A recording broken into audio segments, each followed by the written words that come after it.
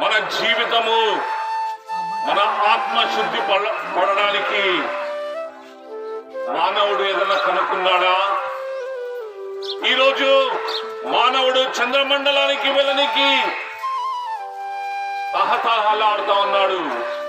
కానీ హృదయం శుద్ధి లేకుండా దేవుని చూడలేడని దేవుని వాక్యం సెలవిస్తా ఉంటే హృదయ శుద్ధి ఎలా కలుగుతుందని మానవుడు గొప్ప ప్రశ్నతోటి ఉన్నాడు.